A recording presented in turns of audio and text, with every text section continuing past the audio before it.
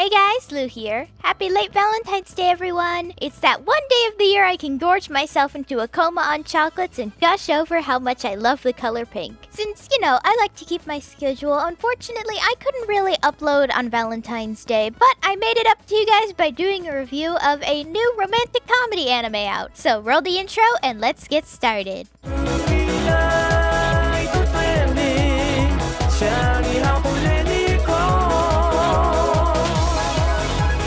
Today the anime I'm reviewing is Kaguya-Sama Love is War. This anime has already gotten pretty popular lately, as you've probably seen the spicy memes with this perky little pink-haired girl, and it's definitely worthy of its popularity.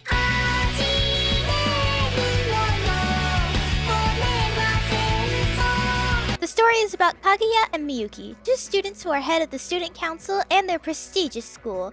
This school there is the richest that the rich go to, and thus people there are gonna have some big heads from having so much money. Miyuki and Kaguya are basically the two top students, and both engage in a love war. The plot follows is basically them using a cat and mouse game to get the other to accidentally confess their love, or to accidentally ask the other one out, whichever comes first.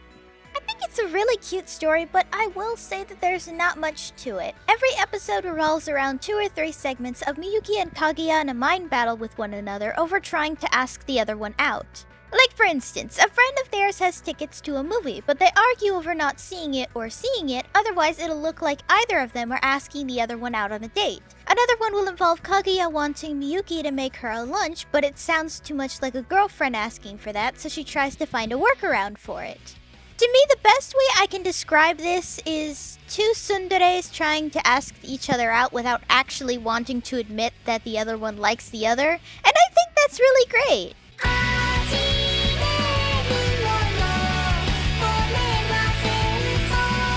Kaguya. I find Kaguya to be an interesting character because she's not actually a tsundere despite my description earlier. That was more my best description of the plot because it's so simple that it's kind of hard to describe. Now, I feel like she's not a tsundere simply because she's actually really nice to everyone while, tsunderes are just bitches. She's not a yandere either, despite Miyuki's viewing of her, or at least to my knowledge she's not, because there are so little episodes so far and I have not read the manga. She doesn't come off as possessive or insane. She's honestly just an arrogant person who can be really sweet, but that doesn't necessarily mean she's a tsundere either. Cause, a tsundere is a bitch who's only nice to you, so... I do like her though. It's very early on, but I'm excited to know if there's a reason for why she thinks the way she does. Judging by the ending credits anyway, it looks like there's more to her than we think. Miyuki. I really like him. He's very much like a male counterpart to Kaguya. While he's also very arrogant, but very nice, I would say he's more shy, but yeah, still not a tsundere in my book. You know who he reminds me of now that I think about it while writing out this review? Ishimaru from Danganronpa.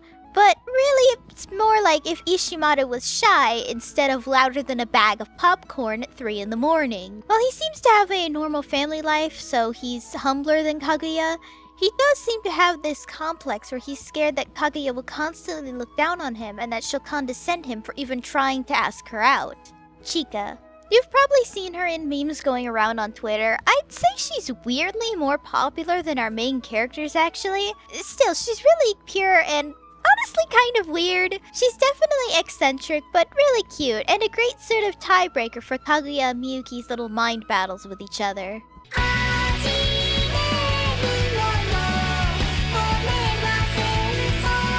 It's alright for what it is. I mean, I'm not expecting Dororo quality animation from this, jeez. I mean, I do find the cuts to be really jarring and too much happening on screen, but that could also be my problem because of the fact that I'm watching this subbed, because as of right now, it is not dubbed, at least to my knowledge. When you're watching this subbed, it is a little difficult because so much is happening on screen and you have to read the translations. I actually have to find myself pausing the screen to finish reading and to see what's happening on screen at the same time, which is very rare for me as I haven't done that in years because nowadays I'm usually a very fast reader, but because they say so much on screen and so much is happening on screen because it's so quick-paced, it's very difficult to follow sometimes.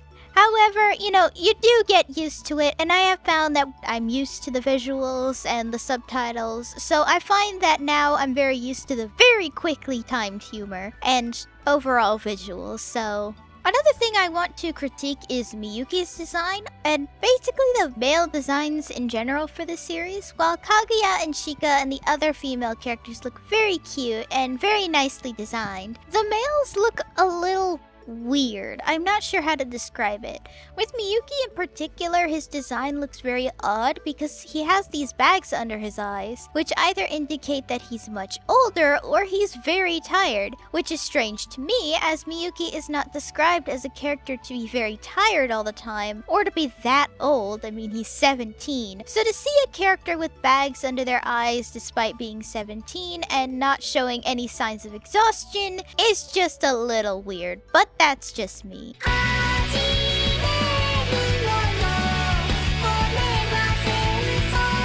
Overall, I really like this series, and I think it's super cute. Yes, there are little things with animation and design that I think are definitely a critique, but it's not enough to make someone say don't watch it or something like that. This is just overall a very cute anime, and definitely one I would recommend this season, especially since we got dark shit like Promised Neverland and Dororo. And overall, there's really not much else to say other than it's really good, and you guys should definitely check it out.